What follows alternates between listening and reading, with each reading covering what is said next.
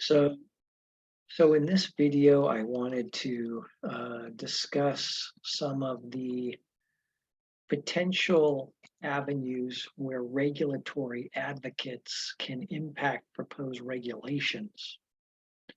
Let's take different groups. How does the governor influence state agencies?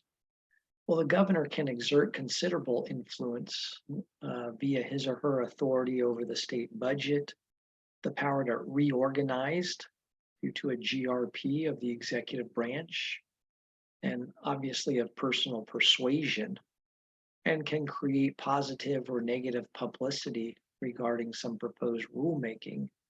Now, if the agency or department is within the line authority, if they're a line agency of the governor, or if the governor, appoints the director, clearly the governor can issue directives to the agency or the department director, et cetera.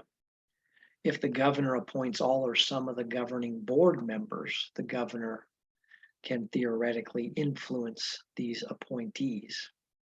How about the legislature? How might the legislature influence state agencies?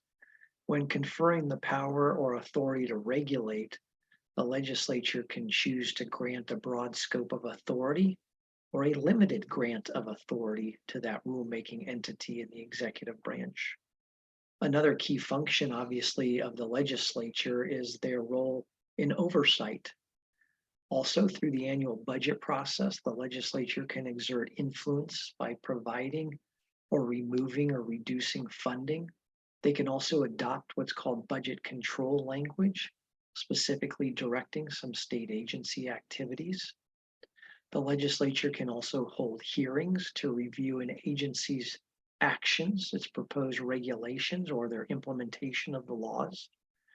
The legislature that is, can direct one of its control agencies like the state auditor or the legislative analyst to investigate or look into or audit, in the case of the state auditor, their rulemaking or what they have done to implement a legislative statute. The legislature can also ask the Office of Administrative Law, OAL, to review regulations. Moreover, again, through the budget process, the legislature can provide or reduce or eliminate funding and direct agency activities. And legislators like the governor can also try and press regulatory entities with informal, behind the scenes discussions or efforts. How about state agencies being influenced by interest groups? So how would an interest group influence a state entity? I think the main route to take is probably the extensive number of opportunities to participate in the rulemaking process in the formal written and public hearing processes. Now, most interest groups go beyond just participating in the regulatory process for big regulations. They might do grassroots or media efforts to also influence the rulemaking body. They might even resort to the legislative arena to pursue oversight hearing or budgetary changes or even statutory changes to that regulatory agency and what they're doing. And of course, the interest groups can work with the governor and the governor's office to try and press state agencies, particularly those that are line agencies. And of course, if they're ultimately unhappy with a given regulatory action, then interest groups could initiate litigation and challenge the agency's rulemaking activities.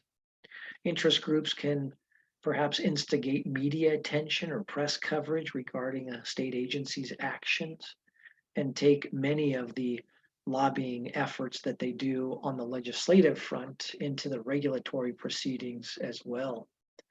Regulatory lobbyists may try to influence the heads of agencies, including individual members of any board or commission.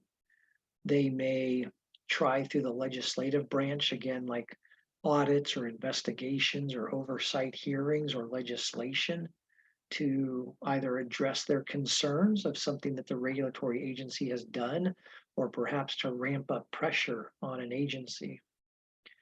Also of interest, there's also the ability for an interested person to petition an agency that would request the agency to adopt, amend, or repeal a regulation. And if this petition is submitted, the agency that's received it has 30 days to respond pursuant to state law. And as I mentioned, an interested person may obtain a judicial declaration regarding the validity of any regulation. They could pursue declaratory relief in Superior Court pursuant to provisions of our Code of Civil Procedure in California.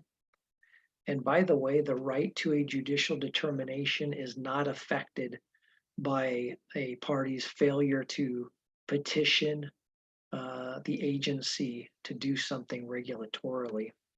So as you can hear, there are a number of instances where regulatory advocates can attempt to influence the rulemaking process of California's executive branch state agencies and departments and boards and commissions and whatnot.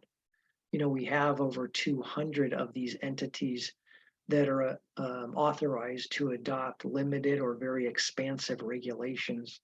And there are a number of opportunities for the public as well as regulatory advocates to engage in the rulemaking process. And of course, in that regard, you have to be well aware of the rules and procedures and even the nuances of the State Administrative Procedure Act, the APA, and the role that OAL, the Office of Administrative Law, plays in that executive branch agency rulemaking process.